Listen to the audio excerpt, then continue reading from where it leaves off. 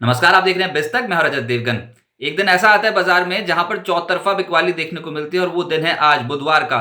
चौतरफा बिकवाली और छोटे मझौले स्टॉक्स निपट लिए। जिसका डर था वही हुआ है। पोर्टफोलियो लॉसेस एकदम से बढ़ गए हैं। तो क्यों आई है ये बिकवाली, इस वीडियो में आपको बताएंगे। शुरू से आखिरी तक ये वीडियो जरूर देखिएगा।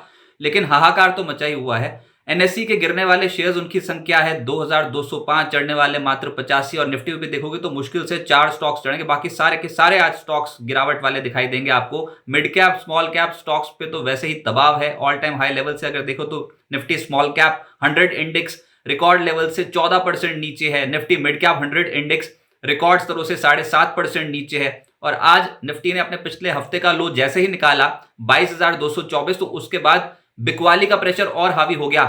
कॉल राइटर्स जमकर बैठ गए। लगातार हमने देखा कि डेरिवेटिव मार्केट में बिकवाली के सौदे आज मार्केट पे निफ्टी को ही 22,000 के लेवल के नीचे ले गए थे इंट्राडे बेसिस पे। उसके बाद लेटर जाते जाते लेटर हाफ में थोड़ी बहुत खरीदारी लोअर एंड से हुई है, लेकिन ओवरऑल देखो तो दबाव डेफिनेटली था मार्केट के आज के सत्र में।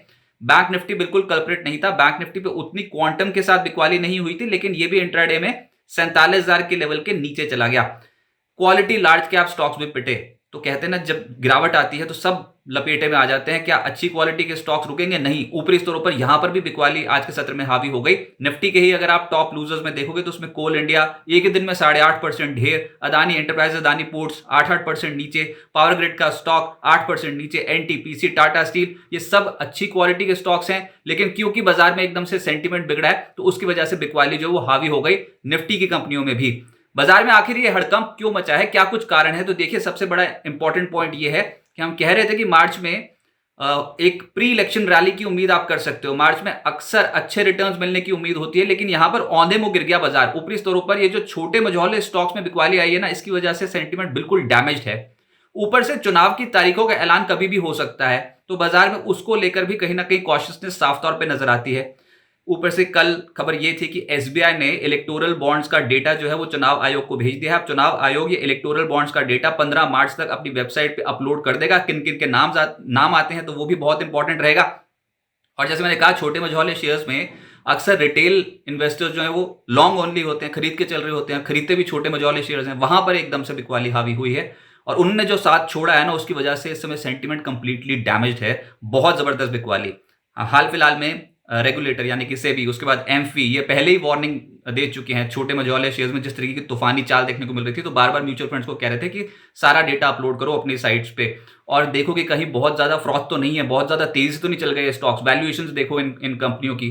तो उसके चलते कहीं ना कहीं कंसर्न बना। आज सुबह की खबर यह थी कि आईसीआईसी प्रूडेंशियल म्यूचुअल फंड ने एक मुश्त निवेश स्मॉल और मिड कैप फंड्स में करने से रोक लगा दी। और उन्होंने बोला कि एसआईपी तो जारी रख सकते हैं, लेकिन एक मुश्त निवेश स्मॉल कैप और मिड कैप फंड्स में आप नहीं कर सकते आईसीआईसी प्रूडेंशियल म्यूचुअल फंड में।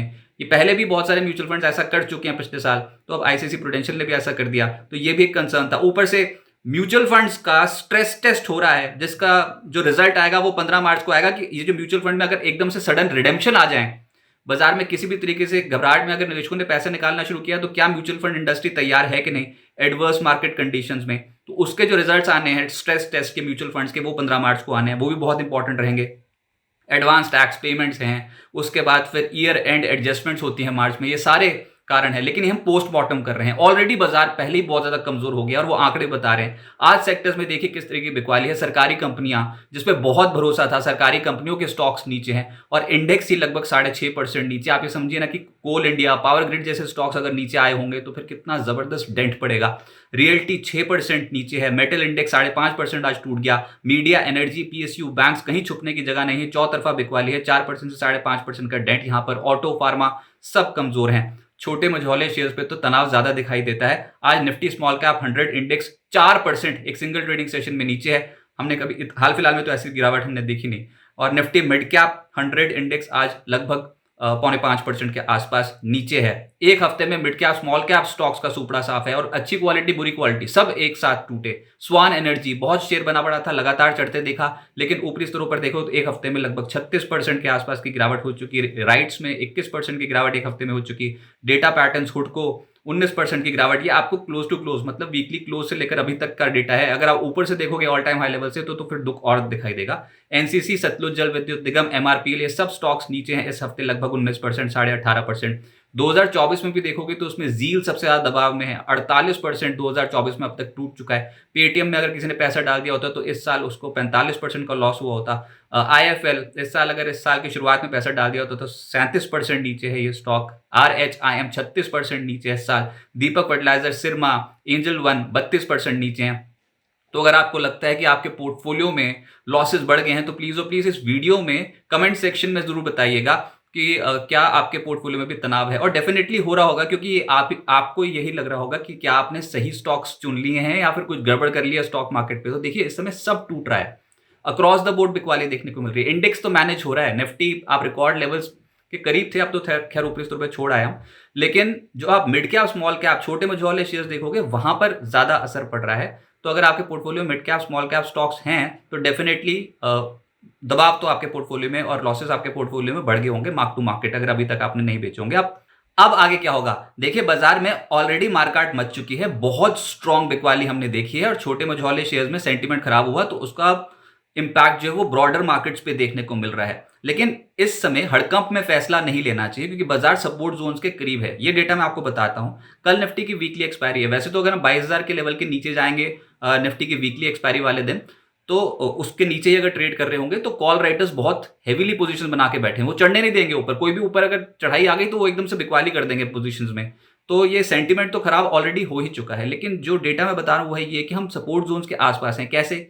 ये जो 21,800 21,900 का जोन होगा ना, सपोर्ट की तरह एक्ट कर सकता है। प्रोबेबिलिटी है, प्रोबेबिलिटी को नकार नहीं सकते क्योंकि हम बार बार फरवरी में भी देख चुके हैं कि 21,860 21,875 के जोन से ही खरीदारी आती थी फरवरी में। अब वहां तक तो हम पहुंच गए। मार्च सीरीज के निचले स्तर पर निफ्टी आ गया, लेकिन जब तक सपोर्ट जोन्स टूटे नहीं तब तक रिस्पेक्ट करना चाहिए। ऊपर से अगर ये जोन्स टूटे तो फिर एक और लेवल है 21,500 21,600, वहां पर भी बहुत मल्टीपल सपोर्ट जोन्स है। अब गिरते मार्केट पे सपोर्ट होंगे, एक्ट करेंगे कि नहीं करेंगे? अभी तक तो कोई सपोर्ट टिक ही नहीं रहा भैया। तो फिर यही भी बात सही है कि सपोर्ट जोन्स के टिकना जरूरी है, लेकिन जब तक वो सपोर्ट जोन्स टिके हुए हैं तब तक उनको रिस्पेक्ट करेंगे। और उछाल में ये भी बात सही है कि जो हम हाईज ऑलरेडी मार चुके हैं वो दोबारा से अब इतनी आसानी से नहीं आने वाले छोटे मझौले शेयर्स में। तो ऊपर जाएंगे तो पिटाई निश्चित है, लेकिन हड़कंप में, हड़बड़ी में फैसला नहीं लेना चाहिए। अभी ऑलरेडी ड्रॉडाउन्स देखने को मिल रहे हैं आपके पोर्टफोलियो में। तो अभी तो यही है कि बाजार में ऑलरेडी करेक्शन हो गई है। ठंड रखें, थोड़ा आराम से बैठें, क्योंकि ऐसी मार्केट भी झेलनी पड़ती है कभी कभी। आप प्रूफ हो गया। और जिस तरीके का तनाव है, चाहे वो सरकारी कंपनियां हो या फिर वो निजी क्षेत्र की कंपनियां हो, mid cap, small cap stocks हो, इससे भी चौतरफा बिकवाली देखने को मिल रही है। तो सेंटीमेंट कमजोर है। कमजोर सेंटीमेंट वाले बाजार में अगर कुछ ना करें तब बहुत बढ़िया। अगर अच्छी क्वालिटी ऑफ स्टॉक्स में सिस्टमैटिकली इन्वेस्टमेंट कर डालेंगे ना अभी भी, तब भी बेहतर। लेकिन एक मुश्त निवेश करके इस समय स्टॉक मार्केट में पैसा कमाना बहुत मुश्किल है। ये डायरेक्शनल मार्केट है नहीं। बिस्तक आपके लिए लाया है प्रीमियम मेंबरशिप प्रोग्राम, जहां आपको मिलेंगे कई सारे फायदे, जिनमें मार्केट न्यूज़लेटर, लाइव चैट पर आपके सवालों के सबसे पहले जवाब, मार्केट आउटलुक, वीकेंड पर मार्केट स्कैन, एंकर्स के साथ चैट और भी बहुत कुछ। इस प्रीमियम सब्सक्रिप्शन में 3 तरह के प्लान्स हैं, सिल्वर, गोल्ड और प्लैटिनम, जिनकी शुरुआत मात्र 159 रुपए महीने से होती है। इससे जुड़ना भी बेहद आसान है। बिस्तक के YouTube चैनल पर जाएं, ज्वाइन बटन पर क्लिक करें और अपना प्लान सिलेक्ट करें। बस बन गए आप हमारे प्रीमियम मेंबर।